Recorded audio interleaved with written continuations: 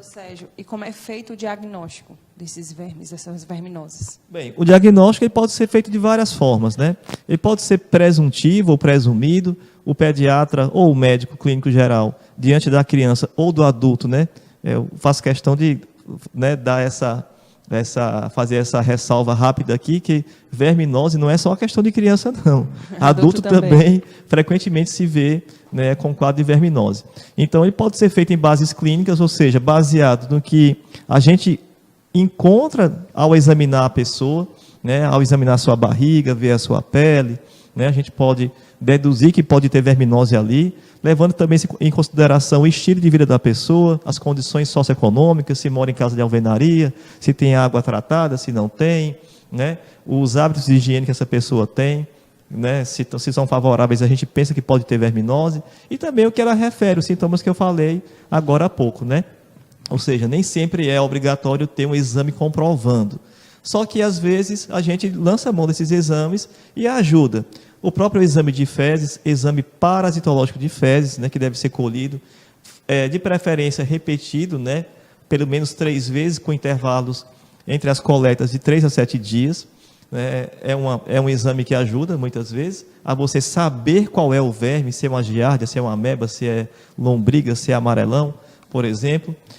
Exames de imagem, né? Exames radiológicos, sim, por exemplo, né? Já mencionamos aqui, no caso da neurocisticercose, né? Uma tomografia computadorizada pode mostrar, né, uma calcificação no cérebro dessa pessoa, secundária à presença desse verme lá, né?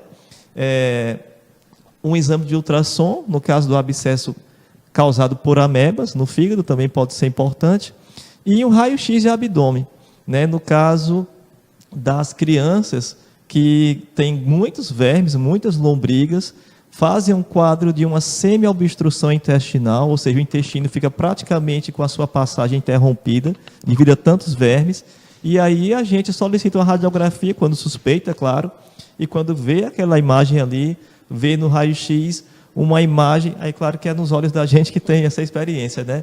Parecida com o miolo de pão, né? Essa imagem no raio-x. Então, sim, muitas vezes no dia a dia a gente faz diagnóstico sem exames, mas outras vezes eles são importantes. Eu confesso que eu não sabia de todos esses outros. Eu sabia do exame de fezes, que é o mais comum, não é? O de sangue também dá para detectar alguma coisa? O de sangue pode mostrar sinais atribuíveis, alterações atribuíveis à verminose. No famoso hemograma, exame tão simples e tão completo e tão rico de informações, lá na parte dos leucócitos, os leucócitos são as células brancas, né? Por assim dizer, as células que têm como função principal defender o corpo contra infecções. Tem um tipo de leucócito que, quando a pessoa tem verminose, ele pode estar aumentado, que são os eosinófilos. Ficou um pouco técnico aqui agora, né? A minha fala, mas só para mencionar que o exame de sangue, às vezes, pode dar uma alteração que pode levantar essa suspeita de que a criança tem verminose. Dá um indicativo, né, de que possa Sim. ter algo.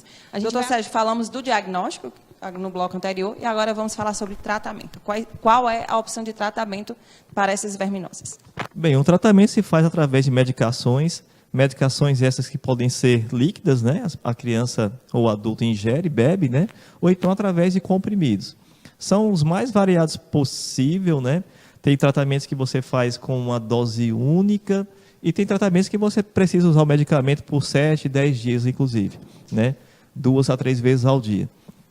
Cada verminose pode ter um medicamento mais específico, cada verme pode ter um tipo de medicamento mais específico para erradicar esse verme, né? E tem aqueles medicamentos que têm um espectro de ação mais amplo. Traduzindo, tem uma capacidade de eliminar, de matar mais tipos de vermes. Um medicamento só pode matar mais tipos de vermes, né? Que medicamento vai ser escolhido vai depender de cada caso. Quando faz o diagnóstico, né, isso, faz os exames, sabe qual que a verminose que tem, vai decidir o tratamento correto. Doutor Sérgio, não está aqui no roteiro, mas eu vou perguntar uma coisa que minha mãe sempre falava. Tomou remédio de verme, não pode botar pé no chão, não pode comer doce. Era todo um processo. Isso, de fato, faz a diferença? Assim, os cuidados... Tem situações que acabam se tornando mitos, né? Na saúde é o que mais tem. Se fôssemos escrever um livro com mitos relacionados à saúde, não cabia aqui nesse estúdio, né? Esse é um deles. A questão é que os cuidados para se evitar a criança contrair e pegar a verminose, eles devem ser constantes o tempo inteiro, né? Antes de usar o medicamento, claro, e depois também, né? O doce, né, que é tão atrelado o não comer o doce, que é tão colocado como né, que não pode depois de tomar o remédio para vermes, isso na verdade deveria ser sempre, né? Porque o alimento doce, né, com muito açúcar, ele é prejudicial em qualquer fase da vida, estando a pessoa com verminose ou não. Então, respondendo a sua pergunta, não faz sentido. Não vai comprometer o tratamento?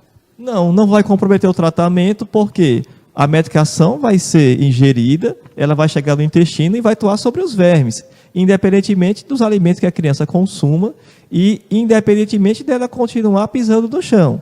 Agora, se ela pisa no chão, né, e esse chão não tem boas condições de higiene, o que vai acontecer é ela pegar de novo.